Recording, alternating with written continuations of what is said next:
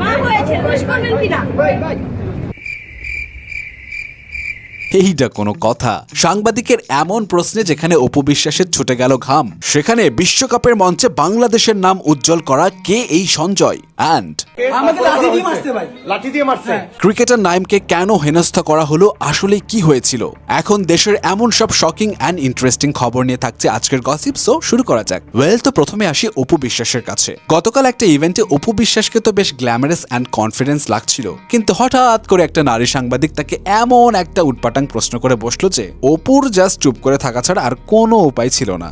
যা নিয়ে এখন একদল পাবলিক হাসাহাসি করলেও কেউ কেউ তো বলছে এইটা সাংবাদিক নাকি সাংঘাতিক রে ভাই। হ্যাঁ, এখন কি আর করার, মেনে নেন ভাই। আপনিও যদি রিয়েল লাইফে এমন পজিটিভ অ্যান্ড কনফিডেন্ট থাকতে চান, তাহলে চালাকের রিল্যাক্স ফিট পজিটিভিটি টি শার্টে নিয়ে নিন, লিঙ্ক পাবেন কমেন্টে। তবে গতকাল ফিফা ওয়ার্ল্ড কাপের সেকেন্ড ওপেনিং ইভেন্টে নোরা ফাতেহির সাথে বাংলাদেশকে যেভাবে রিপ্রেজেন্ট করেছে সঞ্জয় দেব, সেইটা জাস্ট অন্য লেভেলের ভাই। তবে জানেন কি, this is not the first time. 2025 BPL এর থিম সংটা কিন্তু তারই কম্পোজ করা ছিল। ইভেন বলিউডে শ্রেয়া ঘোষাল ও নোরা ফাতেহির সাথে সে আগেও কাজ করেছে। অ্যান্ড 34 বছর বয়সী সঞ্জয়ের জন্ম সিলেটের মৌলভীবাজারে হলেও তার বেড়ে ওঠা কিন্তু ক্যালিফোর্নিয়াতে। এবারের বিশ্বকাপে বাংলাদেশের জার্সি ও পতাকার উপস্থিতির সাথে সঞ্জয়ের এই মিউজিক কম্পোজিশন সত্যি প্রমাণ করলো আমরা কিন্তু এগিয়ে যাচ্ছি। তবে যেখানে দেশের বাইরে আমাদের আর্টিস্ট অ্যান্ড প্লেয়াররা যেভাবে দেশকে রিপ্রেজেন্ট করে, সেখানে তারাই কিনা দেশের মানুষ দিয়ে হেনস্থার শিকার হচ্ছে। ঘটনা হলো গতকাল রাতে চট্টগ্রামে জাতীয় ক্রিকেট দলের প্লেয়ার নাইম হাসানকে অজ্ঞাত এক দল ডিবির পরিচয়ে হেনস্থার পাশাপাশি তার গায়েও হাত তোলে।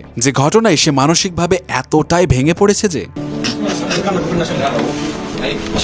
এখন তার এই ঘটনা দেখে সবার একটাই কথা, এমনটা আসলেই কাম্য নয়। এই ঘটনার সুষ্ঠু বিচার ও তদন্ত হওয়া দরকার, কারণ শিল্পী ও খেলোয়াড়রা জাতীয় সম্পদ এবং তাদের রক্ষা করা আইনের নৈতিক দায়িত্ব। যদিও বাস্তবে সেটার উল্টো চিত্র দেখা যায়, তবে এখন পুলিশ জানিয়েছে এই ঘটনার সুষ্ঠু বিচার ও তদন্ত তারা করবে। এখন দেখার বিষয় আসলে সামনে কি হয়। তবে দেশের সকল নাগরিক এই ধরনের হেনস্থা থেকে মুক্তি পাক, সেটাই এখন আইনের কাছে চাওয়া।